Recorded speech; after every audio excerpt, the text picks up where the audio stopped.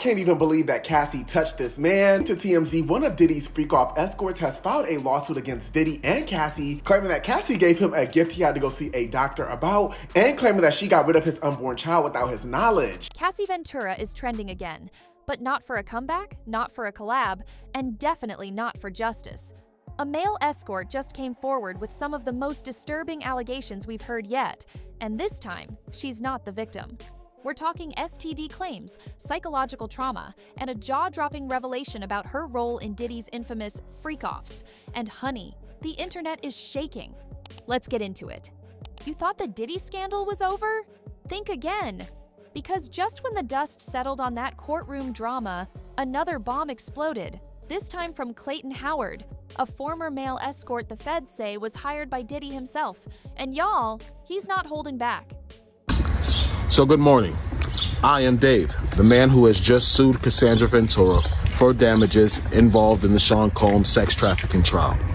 And I'm looking through social media and I see a lot of the women out there, particularly black women like myself, who choose to victim shame me and try to do everything they can to discredit me, because the truth is that the loss of the Sean Combs trial was a loss to the Me Too movement and to hating women like the women who are trying to insult me.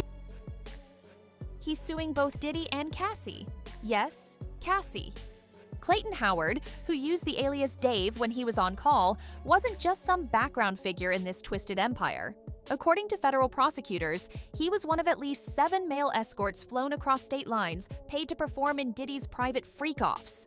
These weren't just wild parties. Clayton says he was trafficked for over 5 years. Not one event, not 2, but 5 years. Now, he is saying that this relationship with them lasted for about 5 to 8 years, and that Cassie is the one who introduced him to the U.S. Attorney's Office and told them about him and her relationship. He alleges Diddy and Cassie used him as entertainment, satisfying what he described as their sexual fetishes and personal ambitions. And get this, his lawsuit doesn't just name Diddy as the puppet master. He says Cassie was an active participant, and in some cases, the one pulling the strings. So what exactly is Clayton accusing Cassie of?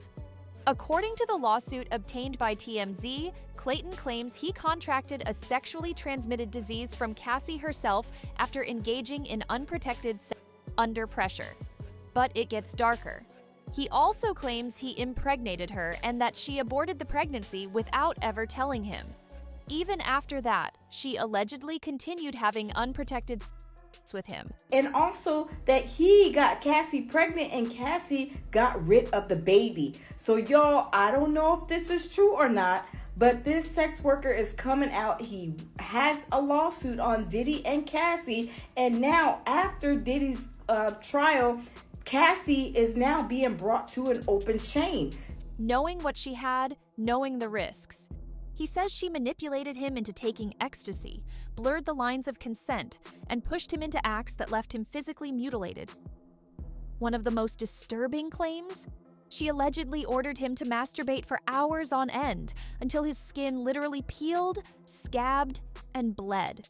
This wasn't about pleasure, it was about power, control, and humiliation. Now look, we all know Cassie as the pop princess who finally broke free from Diddy's grasp, the survivor, the woman who filed that explosive 2023 lawsuit that painted Diddy as a monster. But according to Clayton, there's another side to that story, one the media conveniently ignored. He says Cassie revered Diddy's power and used it for herself. He claims she was not just complicit, but sometimes the initiator. That was a lie, people. Cassie had just woke up from sleeping 8 hours. Myself and Sean Combs were exhausted. We wanted to go home. Cassie's the one who forced that sexual encounter. People, she tells you that Sean Combs made her have sex on her menstrual cycle. I can't speak for anyone else but myself. But I know the one time that did happen, that Sean Combs was not responsible for that Cassie, in a drunken, intoxicated, hormonally imbalanced state due to her period, manipulated and forced herself on me during her menstrual cycle. And what I mean by that is I had no knowledge she was on her menstrual cycle because the room was completely dark. She manipulated the room. She manipulated the environment to get what she wanted. And you know what's even more disturbing? Clayton says the U.S. Attorney's Office knew this. They allegedly had the receipts, the testimonies, the timelines, but they only cared about one thing: bringing down Diddy. So Cassie, she walked. And according to Clayton, male victims like him, They were never even part of the conversation. And remember, Clayton's story isn't just a side note. His name came up multiple times in Diddy's criminal trial. Federal agents testified about his stays at luxury hotels like the Four Seasons and private flights from New York to LA, all paid for by Diddy. Now, at the time, legally, I didn't know my rights as well as I do now. I didn't create this conflict with Cassandra Ventura. She created it with me. She's the one who decided to bring up things that happened over 10 to 15 years ago. And what were these expenses for? Freak-offs. That's what prosecutors called them. Events where men like Clayton were drugged, filmed, and trafficked across state lines to perform, often without proper consent, legal contracts, or even basic human rights. Clayton says he was emotionally blackmailed too. He was scared of Diddy's deep pockets and deeper connections. And let's not forget, he needed the money. Years, I continued in the profession because Cassie and Diddy continued to pay me very well, and I was an ex-con. I needed money. I was trapped in the situation. I'll admit that. I didn't know what to do. But does that mean I should be victim shamed because the same thing that happened to women all the time happened to me as a man? No. And for those women out there, for you black women who choose to shame me as a black man for telling my truth, you should be ashamed of yourself. For almost a decade, he says he lived in fear and survival mode. So, why is Clayton speaking out now? Here's the twist. He says he tried to sue Cassie and Diddy before, but his lawyer, Tyrone Blackburn, allegedly stalled the lawsuit to protect Cassie's image. That's right, he claims his own attorney delayed justice to keep Cassie's name out of headlines during Diddy's trial. And now that Diddy's been convicted of transporting escorts, but not convicted of trafficking or racketeering, Clayton says it's a slap in the face to everything the number Me Too movement stands for. To him, the verdict is proof that male sex workers and male victims are still invisible in the eyes of the justice system. That's why Clayton didn't hold back when the verdict came in. He felt gutted. This wasn't just about punishment. It was about acknowledgement, recognition, a system that sees him as a victim. But instead, he watched the court sidestep Cassie's alleged involvement completely and let Diddy off on the biggest charges. And let's not forget, Diddy may have been found not guilty on racketeering, but he's still behind bars, denied bail, facing up to 20 years. For Clayton, that's only half the justice. And as soon as the lawsuit hit TMZ, social media exploded. Some fans were shocked. Cassie, manipulating a male escort, giving him an STD?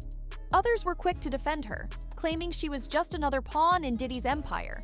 But with Clayton's explosive revelations, people started to shift sides. And suddenly, the story wasn't so easy to ignore. Ever gotten on the stand and created further liability for herself by telling more of the lie that she created to get this man sent to prison for his life. She made a mistake when she got on the stand, people. She made a mistake when she got on the stand and lied about the events with Clayton Howard. TikTok threads, X debates, Reddit breakdowns, everywhere you turned, people were asking the same question. Was Cassie really just a victim? Or was she also a villain? Because let's be real, people are starting to do the math. As one person put it bluntly, yeah, Cassie might have been abused, but sis wasn't exactly living in a dungeon.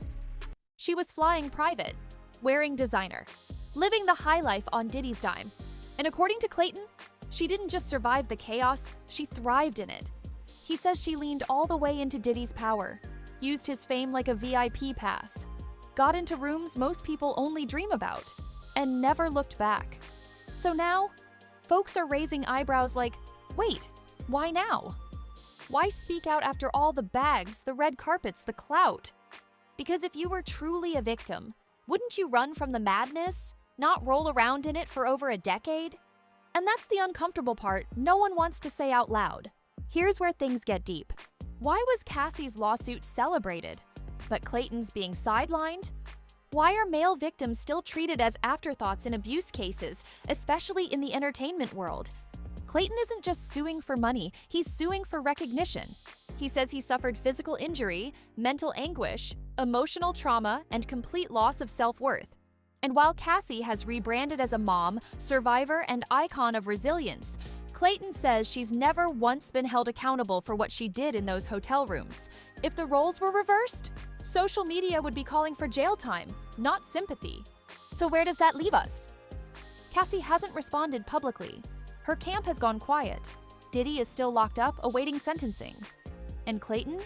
He's not just seeking justice in court. He's forcing the world to take a hard look at who we choose to protect. Was Cassie a victim? Absolutely. No one is denying what she endured under Diddy. But is it possible that in her pain, she passed that trauma down to others? That she used Diddy's power as a shield and a weapon? That's the uncomfortable truth Clayton Howard is making us face. And if his allegations are true, then this story isn't just about Diddy. It's about the system that protects the famous and forgets everyone else.